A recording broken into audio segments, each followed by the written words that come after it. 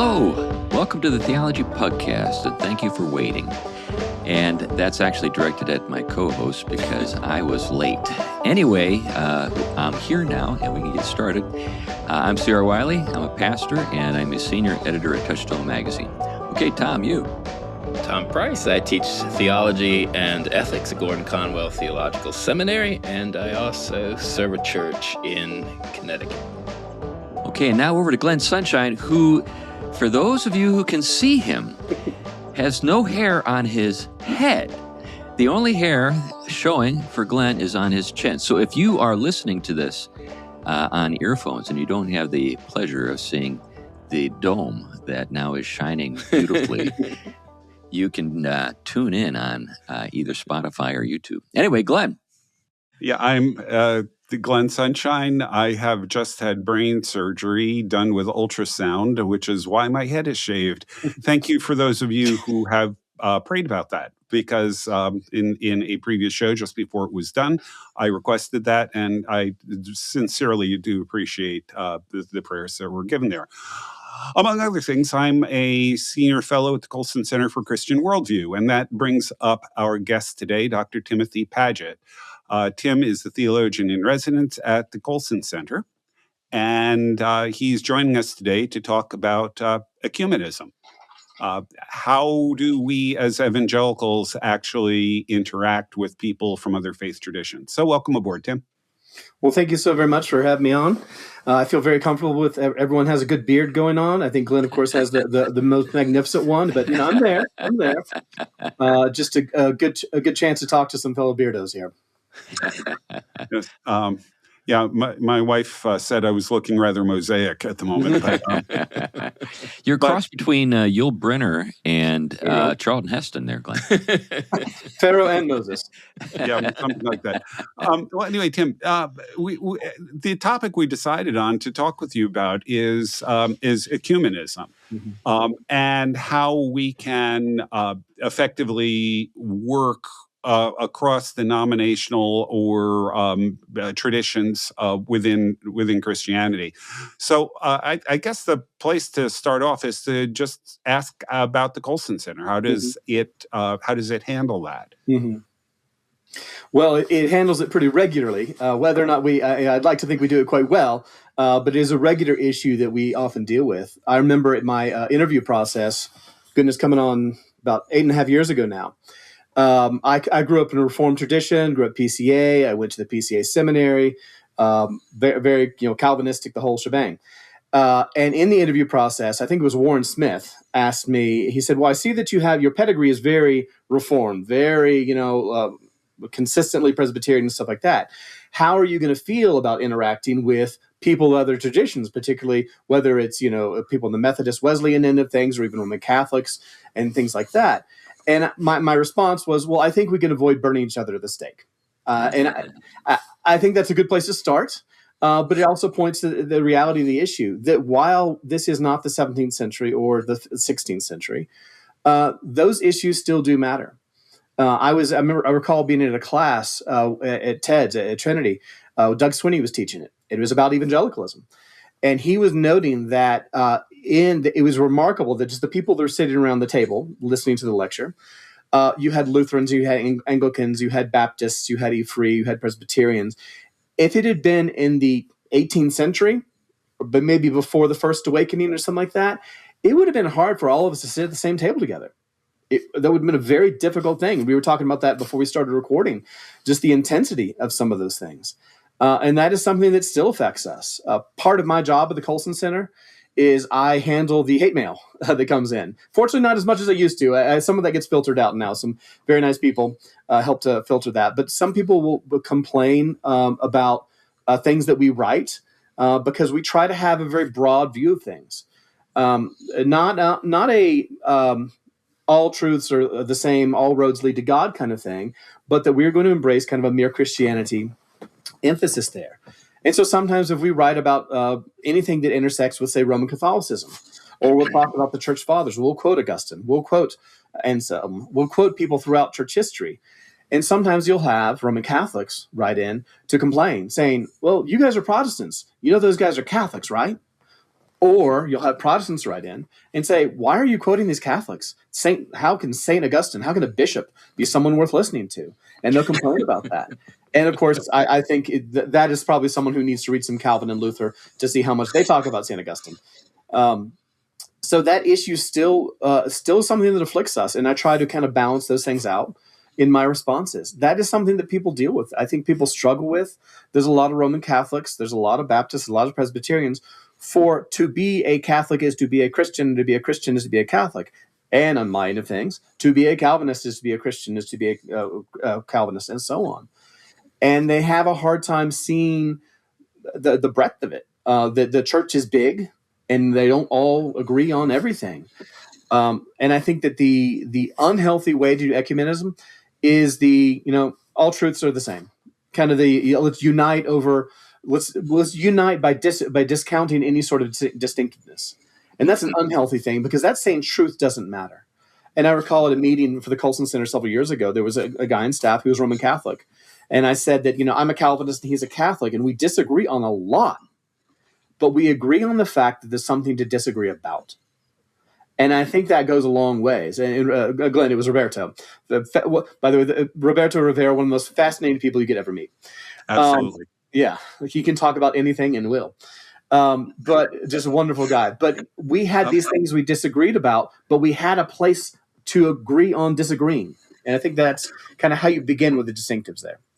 Well, the Acton Institute, I don't know its current state, but under Father Sirico, there was a strong Roman Catholic contingent, a strong Reformed contingent, and they worked together perfectly well because they both understood the differences, and they both understood that the differences mattered. They didn't say, well, this is not really significant. The reason they were able to work together is they recognized the differences and they recognized the significance of them. Absolutely. I do.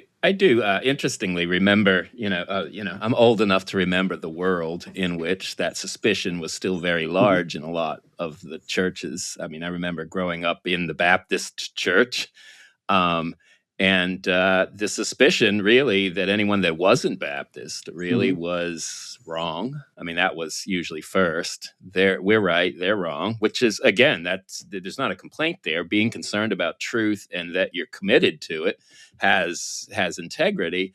But there was not much space for many others. The closest thing would be in those worlds, remembering back then, were kind of revivalists and other kinds of very passionate Bible-centered Christians. But really outside of that, to think, for example, that a Roman Catholic could really trust Jesus Christ or something else was looked at with a huge amount of suspicion. In my own formation, I think one of the big changes was beginning to encounter through seminary and then, of course, on more and more Christians, more broadly committed passionately to the historic faith and the gospel, though they sliced certain things up differently, and those were important things to emphasize.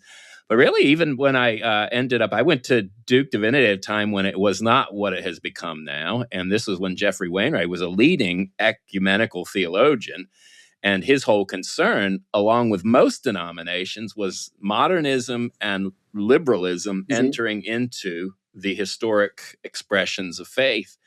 And the rigorous amount of work they did, figures like Leslie Newbegin, there were a lot of others in that world, but I think it was Tom Oden in particular who came out of a very radical left-wing Christianity that started to open the eye of the evangelical world, that if we're not going to have a foreign worldview like modernism defining the categories of how we read Scripture and the faith, then we need to re-immerse ourselves in the historic faith, reading the fathers and the rest, because all reformers said we're not starting a new church. Right. We are carrying faithfully the one true faith. And that's where we really started to see that the real issue early on was how the Trinity and Incarnation were originally the doctrines on which the church stood or fell.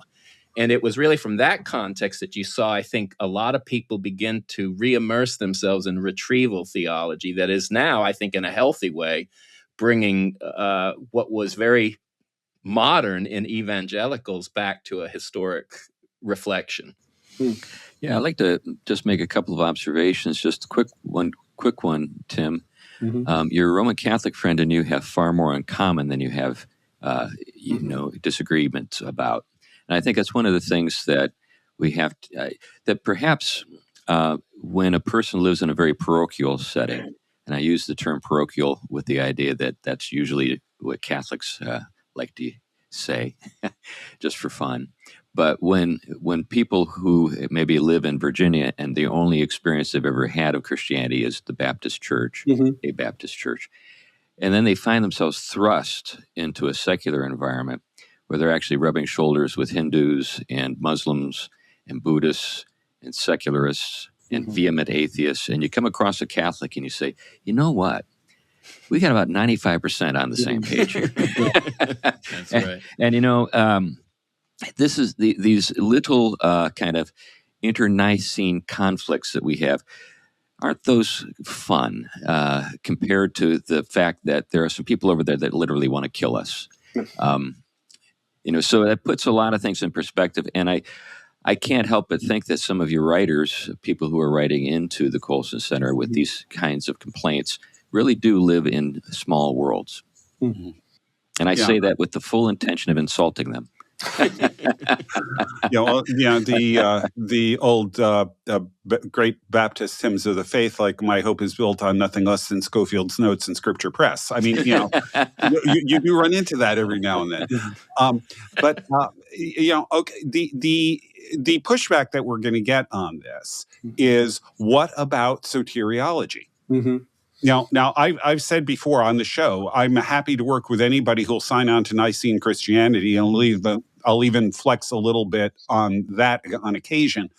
I'll work with anybody within that because I consider them brothers in the faith. But Nicene Christianity doesn't discuss soteriology directly, except in the person of Christ and in expressing who he is. So the objection from the evangelicals is, yes, but the Catholics don't have the gospel. They are not teaching justification by faith. They rarely actually get that sophisticated in their language, but they're. So how do you respond to that? Well, I think there's two levels of it. There's kind of the popular level of that sort of conversation, where you've got some people as you said, in Virginia. I'm gesturing as up to where you are on my screen, as though you can see that. It was in the same place. As you said, people, some narrow places. Now that's narrow places evangelicalism. That's narrow places in Roman Catholicism. I think that sort of parochialism can be a very common thing. And I think that as fun as it is to, as you said, to kind of poke and insult people like that, so many of these people are wonderful people, and they don't know. My father-in-law was one of the nicest persons I'd ever met. Very gracious. He gave me his daughter to marry, so I'm really appreciative about that. But wonderful man, went to the same Baptist church pretty much that all his ancestors, where he's buried now, sadly passed a few years ago. Same Baptist church his family has gone to for generations. I was going to, Reformed background again, I was going to go to Southeastern Baptist Seminary to do some academic research. I wasn't going to be a student. I was going to the archives. And he said to me once, he was like, well, maybe you'll go there. And you'll study it for a little bit, and you'll become a Baptist. You get saved. I know, and I think it just reminds me. It reminds me that when my wife came to faith, we're both from the South, and anyone who's been in the South for an extended period of time, if you're from the South, you're a Christian, right? That's the end of it all. But when she came to faith in college, it was in a Reformed context, and they were worried that she joined a cult because it wasn't Baptist. And I know we're knocking on the Baptists a little bit here, but I think that the Presbyterians can be that way too. Goodness, cage stage. There's a phrase for cage stage Calvinists, particularly these young men who they come to faith as such, or they come to understand the doctrines of grace to a degree, at least. They understand the gracious part of the doctrines of grace. And unless you are this very narrow little thing. I had an acquaintance many years ago. This was back at the student was at Vanderbilt University at their RUF, and he went to go visit, and an Arminian was giving a talk, and he went up to him afterwards and say, "Well, don't you understand that you could be a Calvinist if you just understand this one little point?" As though this man had not considered that already. And so I think that we can get into that narrow thing when we talk about there's that kind of narrow culture. I think if you think of certain, again, I lived in Chicago for about 10 years, and you've got the Irish communities and the Italian communities for whom to be Italian is to be Roman Catholic, and vice versa. And it becomes so much a part of your identity. It's not a question of truth. And I think that that's, again, where that conversation between me and my friend Roberto mattered, because it wasn't because his ancestor, his last name's Rivera and mine is Padgett, Spanish and English. That wasn't what we were disagreeing about. It was the objective truth that lay between us. In finding those areas, having the conversations about soteriology, about what is the church. I've attended some of the meetings of the evangelicals and Catholics together. I'm just a kind of an observer status there, and I get to nerd out a bit and listen to their great conversations. And in some of the things, their conversations, it's pretty easy for them to come to some sort of parity. They talk about church-state relations. The only time there was really an argument in that conversation, it was between two Roman Catholics, because the issues church-state wasn't really an issue that Protestant Catholics exactly disagree. Not now. I mean, you go back a few hundred years, what the view of the state and all that kind of stuff. But right now, that's not a disputing point. At other points, they had another discussion about what is the church. That's a really hard thing for Protestant Catholics to come to any sort of agreement about, because and it's a hard thing for Protestants to come to agreement yes, about. Absolutely. And just like soteriology, I mean, I don't want to cut your thread, but I just want to say it before we move too far away from it. Yeah. Evangelicals don't share in common a lot of the doctrines they think they share in common between evangelical groups. They can be as divided or sometimes closer to what we would understand by semi-Pelagianism or all these different things they don't think they're a part of. So, there's always that question. You don't think you have the difference until you get narrow enough to see where that difference matters. But if you pull back a little bit, it doesn't look like it's a big difference at all. And then the wider you go, and Catholicism has different emphases too. The Augustinian Thomists are not the same as the two-tier Thomists, as they're not the same. They have traditions of reading those texts within the tradition that would look very much like a double predestinarian on one side or something else on the other. You can find the same in Orthodoxy. So to think of it as kind of they all hold to this particular understanding and reading when it's much more complicated. I think these conferences, like you're mentioning, they help flesh that out, that it isn't so straightforward as people often think. Well, I actually, as I mentioned before we got the recording here, when I go to the Evangelical Theological Society conferences, a lot of fun, it's 1,000 iterations of blue blazers, khaki pants, and facial hair, and lots of guys are totally nerding out. And I was joking because all the people that I went to seminary with, or went to grad school with, will go out to dinner afterwards. And on one end of the table, you have the Lutherans and Anglicans and Presbyterians with their fermented beverages. And then you'll have the other end with the Baptists with their iced teas. And so even those little things, those show up a lot. I think those distinctives matter. I mean, if you go, as a Reformed Christian, my view of the sacraments is going to have more in common with an Anglican than is going to have with most Baptists. But on the other hand, view of the church, the structure of the church officers, those are very different things. The difference between a Presbyterian and a Baptist on what is the church is arguably as significant as between Protestants and Catholics, because it's not for Baptists is much more the individuals coming together. Whereas there's a corporateness much more in the Presbyterian sense or an Anglican sense that isn't present. So I think, yes, there's lots of diversity even within evangelicals. And actually, I'm reminded, I have up above my head here, I haven't read it yet. Glenn says the movie's not good, but the book is In the Name of the Rose. What I loved about it, the movie, again, I'll go with Glenn's. Yeah, don't watch the movie if anybody's listening. There's unfortunate scenes. But they show the difference between the Franciscans and the Dominicans and stuff like that. That's within the Roman Catholic Church. Yep. They have their divisions. They call it different things, but those divisions are there. And you see that sometimes fracturedness within all branches of Christianity. I think this is an important point to not sort of just depart from too quickly, because there's a kind of romanticism that some evangelicals have about, say, Orthodoxy or Catholicism. They'll say, well, that's where I want to go because they're all together and on the same page, right? And they don't have the kinds of theological disagreements and diversity with in those communions like we do, and it's just. And I spent a lot of time trying to dissuade people when it comes to that particular matter. Mm-hmm.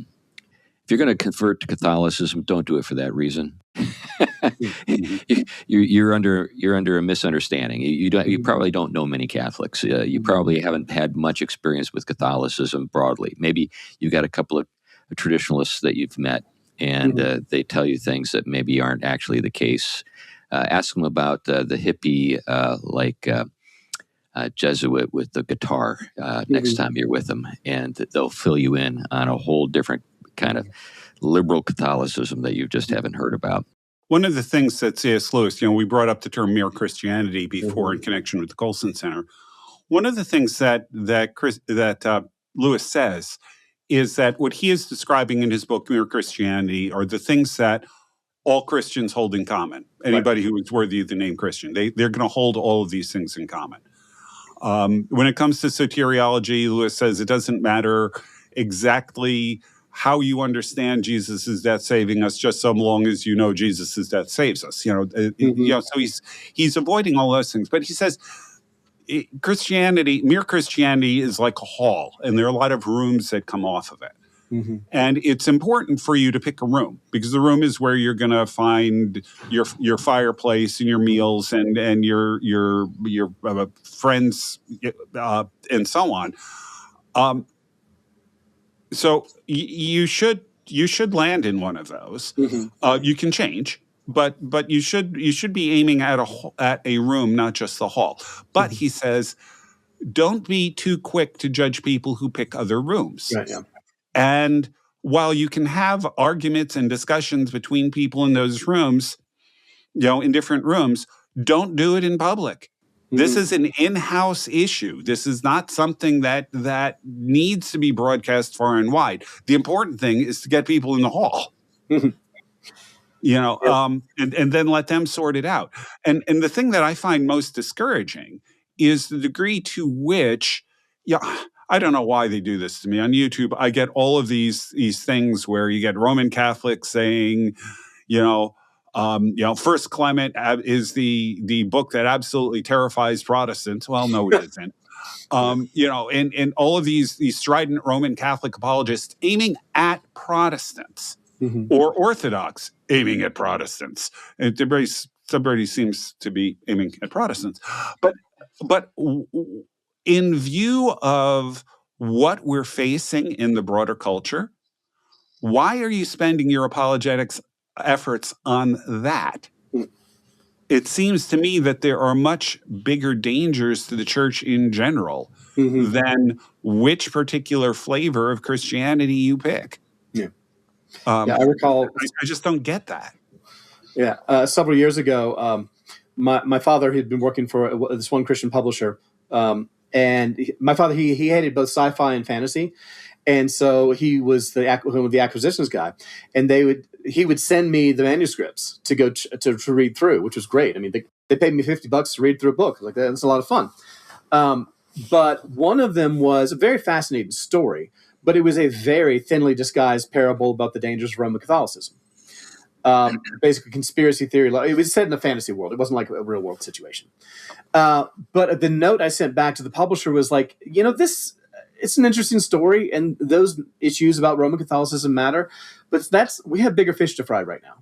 That's not the main thing we need to worry about at the moment. And it's interesting because, again, these different traditions sometimes have been such that while on the one hand, one group is, calling the other one the Antichrist and anathema, and let's be fair, they've all done it. It's all there, but let's look at our kind of better dispositions.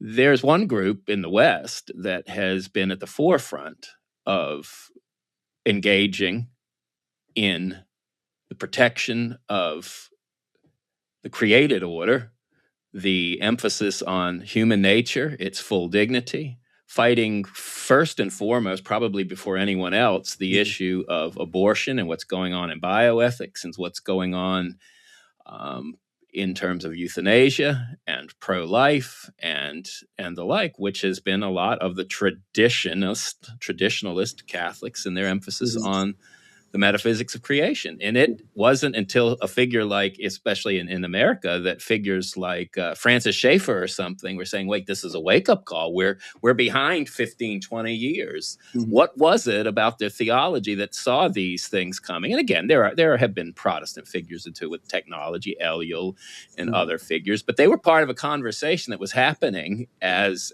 Europe was confronting modernism and scientism and technology in radical ways. In the East, you had it too with communism and the orthodoxy having to deal with it, and a lot of those people had to be a little bit ahead of the game than the slow to catch up Protestants and evangelicals. As a matter of fact, as we know, eugenics started, if we're correct, in the United States, 27 states being for it, and I see very little Protestant social teaching in those days coming out of the evangelical movement addressing it. I'm not saying it didn't happen at all, but really, guess who was observing how that could get through in a country like the U.S. and put it into implementation? I mean, that was Hitler, right? Guess where he learned it from? Yeah, well, Protestant culture, and Germany at that time was a distorted version of it as well. Yeah, well, it's worth noting that when abortion first became an issue, evangelicals were in favor of it, by and large, because they couldn't find a verse that said, "Thou shalt not abort your children." Right. Yeah, it's kind of hard for them to find a kind of intuitive argument, sort of an implicit argument, right? Yeah, you see some of the language that in a lot of my academic research dealt with Christianity Today, and some of their stuff was, at first, it was kind of broad, and one of my big heroes is Carl Henry, and at first his language was a little broad, but then it was one of those, I think it was an instance where it just hadn't dawned on them, the implications of it. And as time went on, over the course of the 70s go on, I think that they had more time to think about what was going on.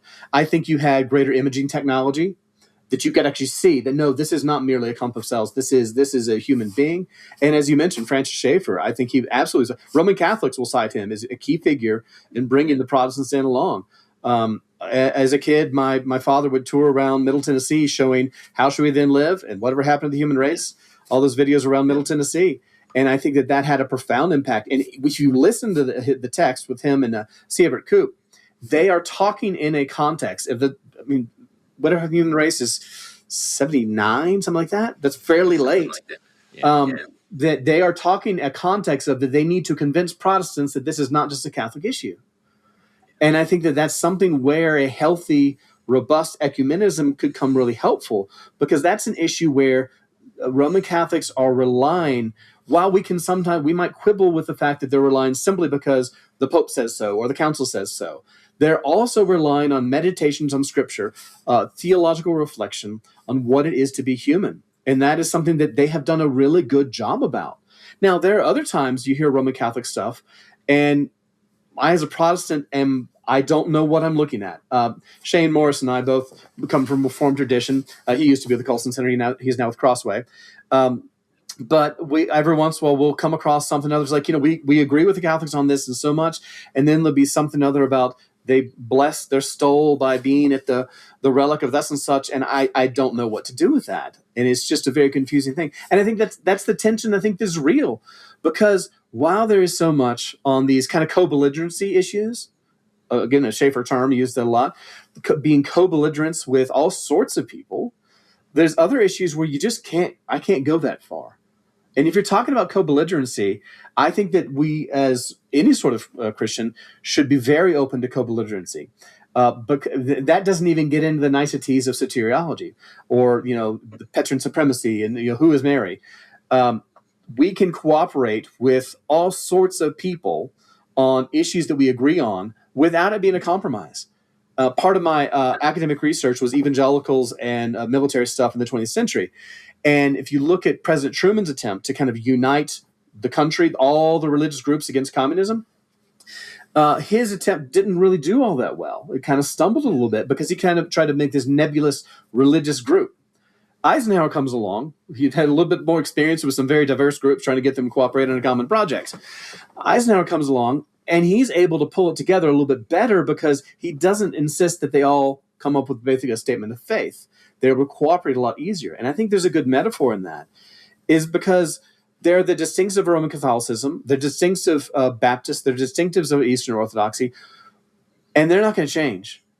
We're not, I as a Reformed guy am not going to convince a Roman Catholic to phrase all sorts of things, not let alone change their mind about lots of key doctrines. And those doctrines matter.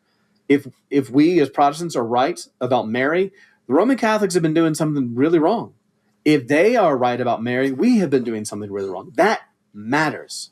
Yeah. But that I don't think that could stop us from genuine cooperation in other fields. Well, yeah, we can extend that even further. If I remember right, Schaeffer talked about taking the Mormons on as co-belligerents in the abortion fight. Right. Actually, today is very coincidence. Today, it's February 17th, Colson Center, we put out a new What Would You Say video. It's out on YouTube. You can go check it out. And I helped to write that one. And it's about, are Mormons Christians? I forgot what the exact title is, but are Mormonism, Christianity the same thing? And we've gotten a lot of pushback from a couple of different angles. Not that video, because we did one of our Breakpoint things. That's our 4-minute video things we do. Go to breakpoint.org and you can see those. But the videos, this one is dealing with comparing and contrasting Mormonism and Christianity. Mormons have pushed back on us on some of these things because they say, well, of course we're Christians. It's right there in the name. Church of Jesus Christ of Latter-day Saints. But you dig down in the details, it's something else. It really is something else. Yeah, you're dealing with something that rejects core teachings of what all Christians subscribe to by any standard of measure of orthodoxy, which is summed up in our creeds. There's a reason why that language was decided upon so carefully, and they definitely wouldn't. So whatever semblance of Christianity they hold to it's a parody in many ways of the genuine article. And what it does have and is committed to that does owe itself to the genuine article, if they're for pro-life from their own angle and emphasis, good. We would see them. They should put their voice out to pro-life. That is a genuine Christian, valid moral stance. But they're grounding it in definitely a heretical teaching that that's where we couldn't have the same kind of cooperation that we could with someone who does confess the full Trinity, the full deity of Christ, the two nature, these things. It's a very different sort of understanding. And I think that's the constructive element we can do with that. That to me is not ecumenism, that is co-belligerency. And I think that like on trans issues, we can cooperate with Muslims. We can cooperate with lots of atheists who believe in the objectivity of the universe. Like Richard Dawkins has been great on some of these trans issues. And so his understandings of Christianity are obviously very different from ours. But I think in that co-belligerency element, we can have a lot of cooperation. Because I remember Christianity Today, some of their early policies, they're an interesting issue right now, but their early policies back when Carl Henry was editor, they would have just about anybody come in and talk, write an article, so long as they agreed about the subject that they were going to write about. They could have all sorts of kooky ideas elsewhere, but as long as the subject that whoever it was going to write about was in agreement with their understanding, that was totally fine. And I think that can be a very constructive thing to do as well, to kind of have that, we don't agree on everything, but we do agree on this. I think that's a healthy thing. Yeah, that's fundamentally what was behind both Manhattan Declaration and evangelicals and Catholics together. These are things we can all agree on. This does not mean we're endorsing everything that everybody says about other subjects, but on these things we can agree. This brings up something, though, that requires a degree of intellectual, I guess, refinement, and that is the ability to kind of isolate these things and treat them as worth investing in, even though they are isolated matters. So sometimes you run across people who dismiss any kind of public or political action because it doesn't bring the entire body of Christian thinking into it, if you get my drift. I run into that sometimes. and even with regard to, say, some of the recent debates concerning Christian nationalism, what's frustrating about it is just the fact that when you use that term, there are about 500 different things that come to mind. You're not actually talking about the same thing. Yeah, yeah. Well, that raises an interesting point, and this is always something that comes when sometimes be careful what you wish for kind of thing. Is that in a lot of those discussions there is also another there's never really fully a clear explanation of what people mean, so they could mean different things and think they're on board or not. So clarification is important, but one of the things we see is sometimes a romanticized ideal that if we could just get a kind of Christian nationalism in place, that will solve a lot of these kind of problems. And I think this is one of the places where history is a sober realism into that conversation. It's that we will start squabbling all over these little things oftentimes.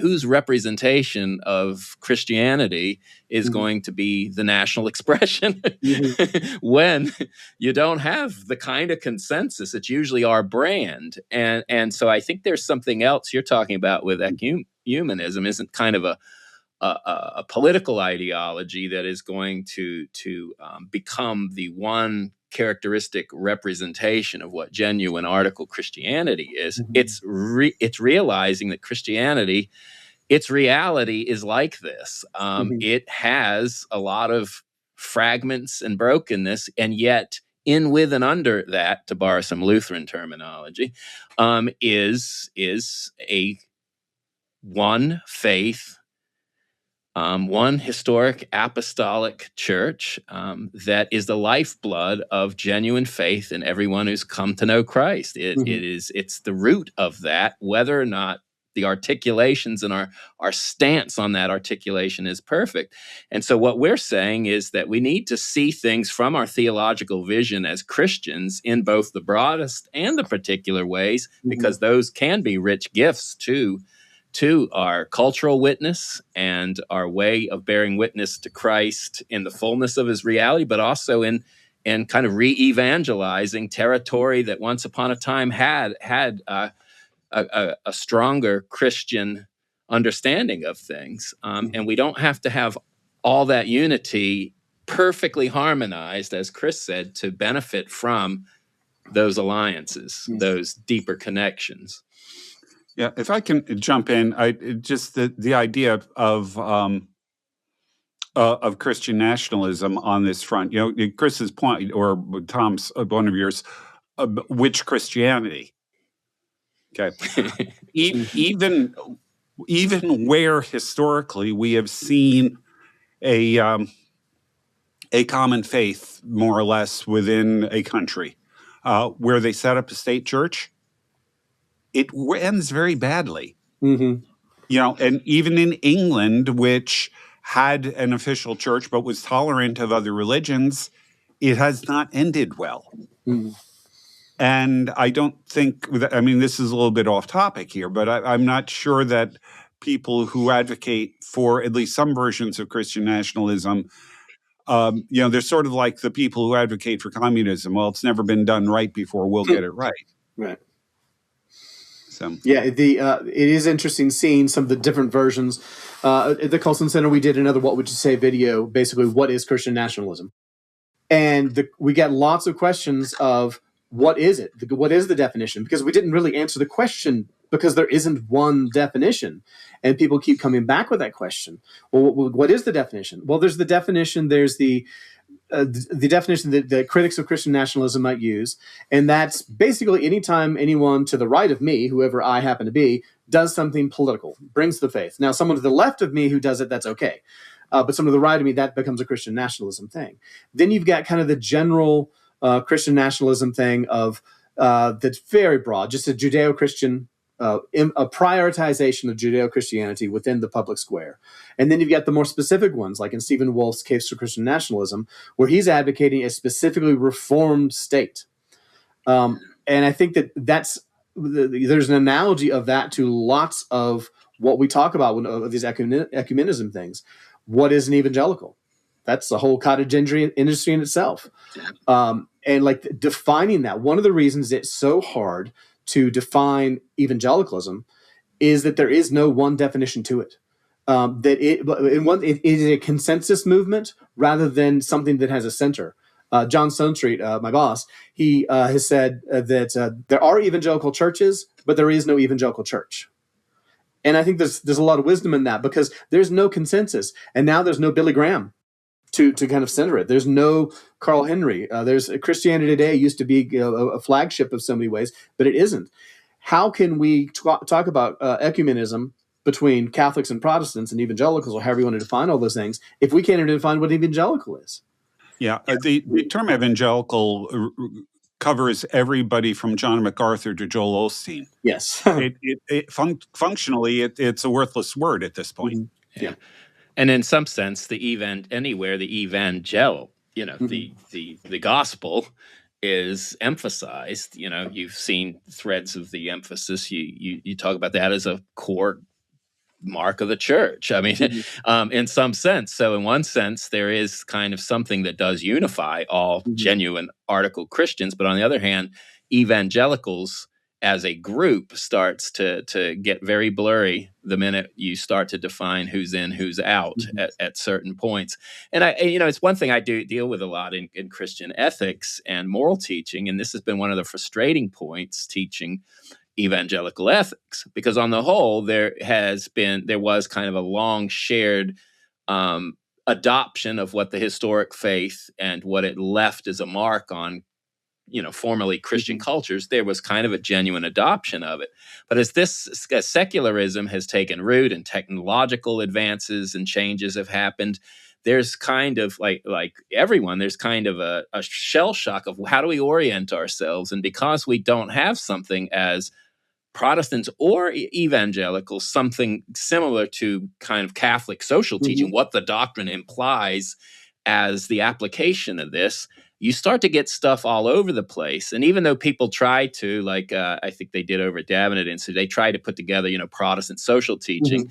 What they really are doing is just summing up the things that all the kind of magisterial or the second group of Protestant theologians kind of held in common, that seemed to show that they all had at least enough family resemblances to look like a kind of shared commitment. But really, if you press it, it wasn't aimed at that. It can't do it. You can't put a textbook together and say this is kind of Protestant social teaching. Right. Because again, you have this lack of definition of what fully is Protestant, different squabblings about it. And on the whole, it was the social teachings that usually held them together, and sometimes do, because they are historically Christian. But that's eroding. We're seeing with the neo-evangelicals and the post-evangelicals, that kind of commitment to historic Christian ethics is loosening.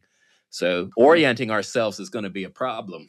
Yeah, let me just tie into that a little bit and suggest something, and I imagine you'll all agree with this stress, at least as far as I could remember, going back and thinking about my experience coming into the evangelical faith, the strong stress on personal experience, and almost at the expense of any kind of formal liturgical expression.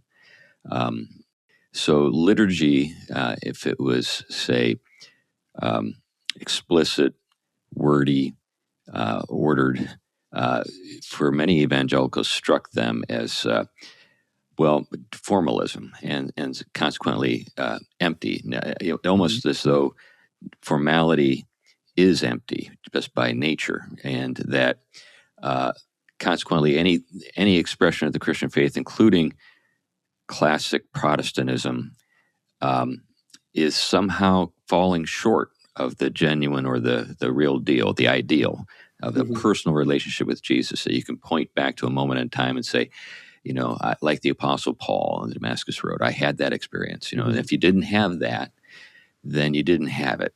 And I for a long time, that was what I thought of as sort of the binding force, holding things together. But there's an awful lot of romanticism in that. There's an awful lot of kind of expressive individualism in that. There are a lot of other things in that. And then the problems that we're experience, I mean, Yeah. this is what we can't- theological liberalism highlighted. It took experience-centered relation, unmediated through any kind of sacramental vision or created order. The world disappears, and it's you and That's it. God. Yeah, so there's no ability to think culturally. There's no sort of interest in the arts. I mean, there's just all sorts of implications for this particular way of approaching things. Now, I think this has weakened a bit, in the last few decades, but that was always kind of the thing that I thought kind of held together the Methodists and the Presbyterians, because you had like low Presbyterians, low Methodists. Basically, they had some of the trappings of those older classical forms of Christianity, but they were really kind of Baptistic or Pentecostalistic, in terms of how they lived and thought about worship and just the Christian life. I think that's one of the reasons why you're seeing a move toward orthodoxy right now among so many people, that they're seeing in orthodoxy both something that has history and all of that, but also something that emphasizes art and beauty and, Jonathan Pageau's symbolic world. All of those kinds of things are real strengths within that tradition that we have, in the Protestant world, in the evangelical world, have largely, given up. Yeah, it could be that there's kind of a presentistic element in a lot of evangelicalism.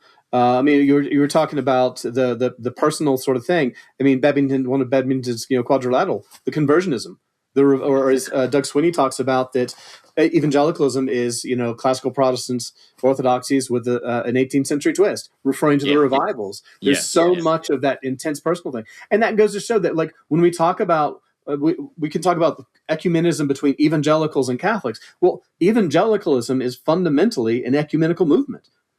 We don't think of it that way. Yeah. We think of it as almost, culturally speaking, it's a very intolerant kind of thing. But trying to we can all understand that there's such a thing as evangelicalism, even if we have a hard time narrowing it down. And I think that some of it is that personal sort of thing. I'm slowly working on a book for Lexham about evangelicalism, and I'm like trying to come up with one definition. There isn't one. There's multiple. Yeah. You've got the theological, basically that's Babington and Swinney, the theological elements, because you can have that's something that a Methodist, a believing Methodist, a believing Presbyterian, et cetera, here across the world will have the same understandings of Christocentrism, activism, conversionism, etc., the sola scriptura, the doctrinal elements. Then there's kind of the socioeconomic or sociopolitical definition, and that's what most of the world sees evangelicals as being, as simply conservative white Americans. And that is how you get the oddity, another kind of quirky ecumenical thing. The New York Times refers to people talking about the Mormon evangelicals, which is, okay, you can kind of get that. They have the same vocabulary, but Hindu evangelicals and Muslim evangelicals. Yeah. But I think that another element of evangelicalism, this ecumenical thing that unites them all, is the almost liturgical element to evangelicalism, which, to go with a good alliteration there, an evangelical service is sermon and song. It's very logocentric. It's very much interested in the preaching of the word, but also the congregational participatory singing, which is a very, if that is done rightly, is a very strong. It's the sermon is a good focus, keeping things on the word, both the word heard, pronounced and proclaimed, but also the word understood, centering on those things. But also the personal element, the song, which is the singing, which is so common for evangelicalism, going back to some of the Moravian communities, the hymnody of evangelicalism, I think, is a very profound element, because it's embodied word. And I think that, like, not to be cutesy, but I think that the key thing of evangelicalism is the evangel. It is logocentric. It is centered on the word in so many ways. And I think that is the way we can have a constructive ecumenism, both within evangelicalism, but also in a broader context. My youth leader growing up, a guy named Joe Chilberg, he said to students going off to college, his advice was, go find a church where people bring their Bibles. Now, that's a lot more complicated now, because this is people's Bibles now, their cell phones and stuff like that. But still, the point still stands. This was the early 90s, so people still actually had physical Bibles. But the point was that whatever disputes you may have with people who go to such a church, it's going to be determined by the word. And I think that that's not just something for evangelicals, a key thing for evangelicals. I think that that's the same sort of thing I was talking about earlier in my conversation with Roberto.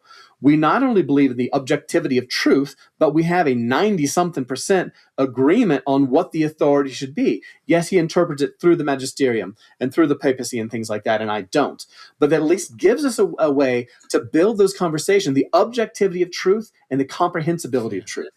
This Scripture as the primary source of all Christianity is the apostolic witness that grounds it all. Becomes really, if you look even in the academic world of people that cross denominations and traditions, they all are arguing to re-immerse themselves in the exegetical reading, the way in which biblical reasoning happened with the church fathers, seeing how they came to it. Now, one of the things that is interesting, though, that kind of puts a little bit of well, let me put it a different way. One of the things we're seeing also is that some of the strengths that came out of the retrieval of the logocentric emphasis and the word-centeredness of Christian faith is kind of how history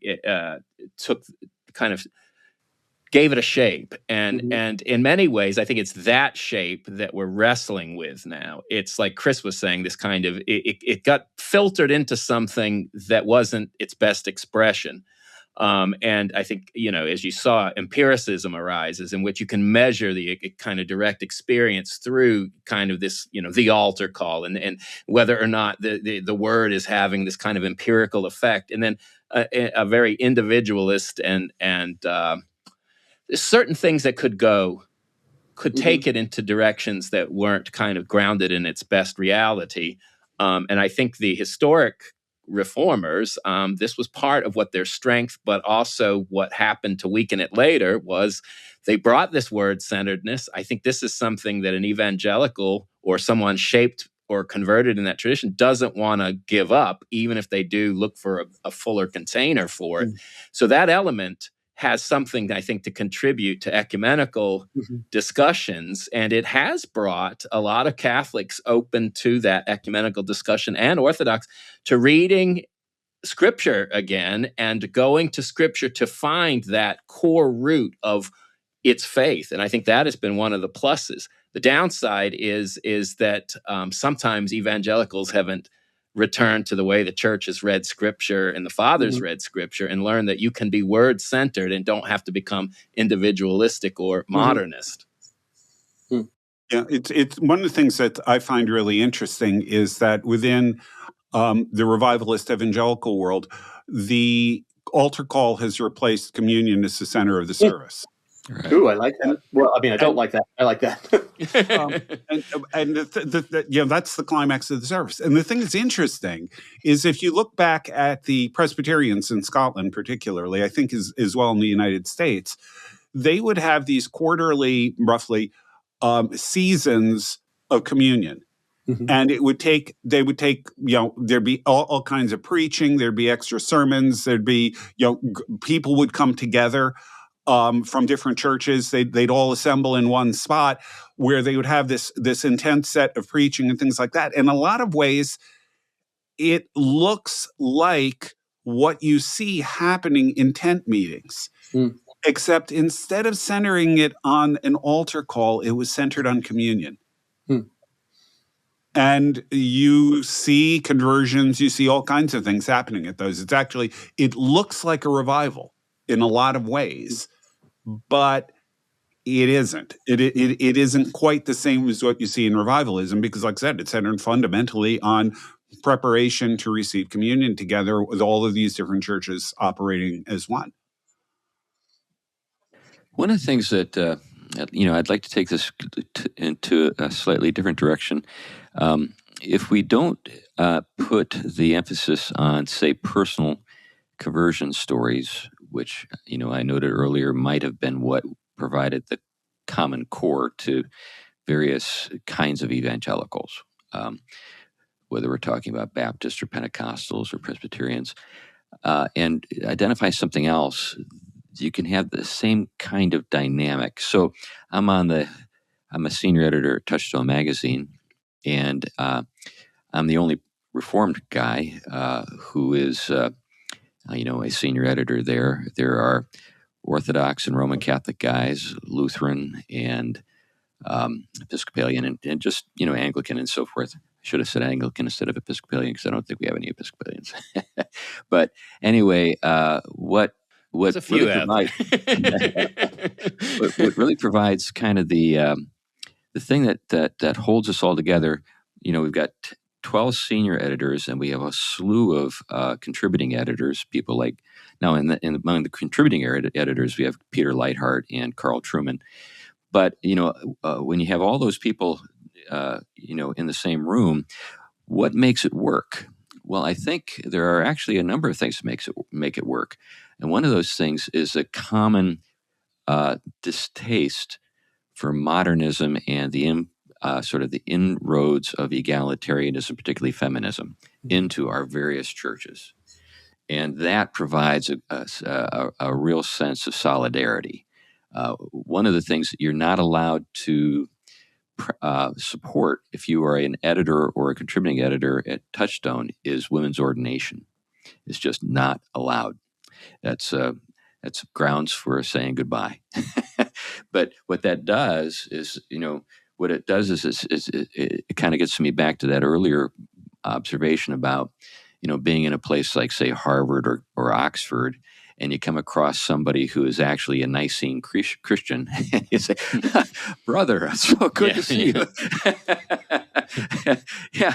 You might be a Moldovan who goes to a church with icons painted on the outside, but right. But so these are battle-hardened guys who have just been bloodied for like 20, 30, 40 years fighting, sort of the incursions of liberalism in their various traditions, and it creates a kind of esprit de corps that really holds it all together.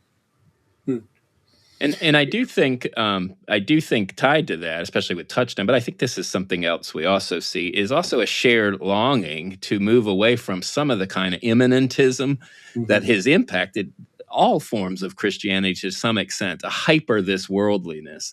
And the doctrines of the Trinity, the doctrines of the Incarnation, which they all share, they're the core and center, are such that they do communicate properly something of transcendence that I think is filling that hunger for people that are sick of these modernist variations and hijacking of, I think, a full Christian vision.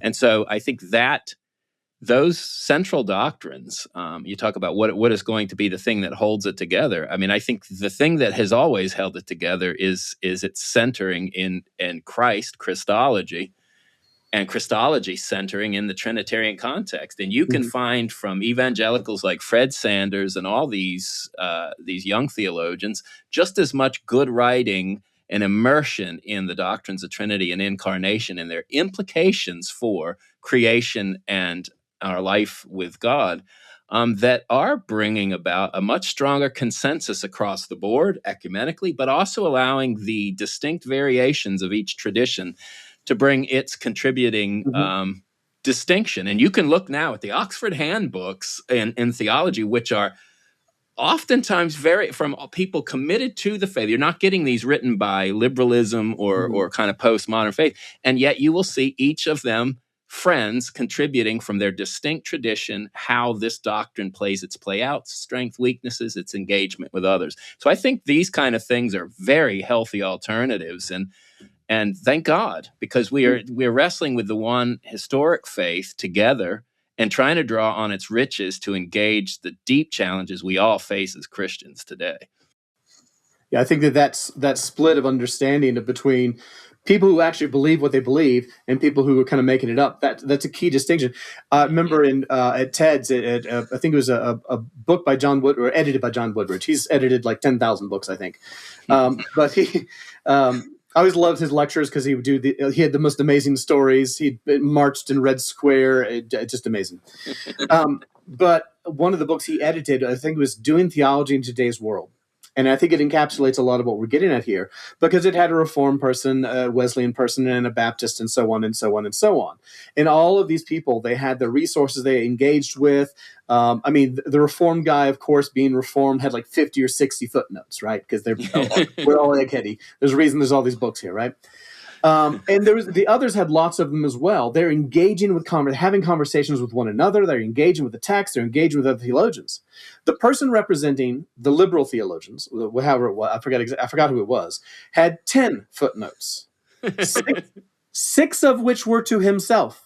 And I think that catches the difference here, is because when we talk about modernism or postmodernism stuff, it's a self-entailed conversation. Yeah. It's like the difference between, I remember when I was looking for, happily I'm at the Colson Center now for 8 years now, but I was looking for jobs. I knew not to bother with jobs that said a professor of religion. Yeah. Professor of theology, yes, but professor of religion, no, because religion, in the academic context, meant the human expression of spirituality, whereas theology meant a study of God. Well, literally, it means that, but it also showed a great difference, and I think that again, that can be a groundwork for constructive ecumenism, because we're dealing with a reality, not dealing with our own imaginations. And as so long as we think of it merely as our self-expression, that me as a Presbyterian, so-and-so is an Anglican, so-and-so is a Roman Catholic, and so on, we're just talking to ourselves, even if it's in conversation with others. That's why those some of the podcasts, the YouTube things, I think the Glenn you were talking about, where it's always what Protestants hate this book, or Catholics hate this book. They're self-referential conversations. They're not actually engaging with one another. They're not dealing with any reality beyond themselves, and that's why they fail. Yeah, I think that's a good place to wrap things up, because we've gotten to kind of our time limit, as well as a kind of good statement to end on. Anything that you want to add, Glenn, before we wrap up? We will put in links in the show notes to Breakpoint, to the Colson Center, to some of the things that Tim has talked about here. But I've worked with Tim for years now through the Colson Center, and I've always enjoyed him, and I'm rather embarrassed that I didn't think to bring him on sooner. Well, it's been good to have you, Tim. Thanks for coming on. We really do appreciate it. It was absolutely a pleasure. Great. And if you, podcast listener, have enjoyed the show and you'd like to find out how to support us on an ongoing basis, there is a link in the show notes to our Patreon page. All right. Thanks a lot, and bye-bye. Bye-bye.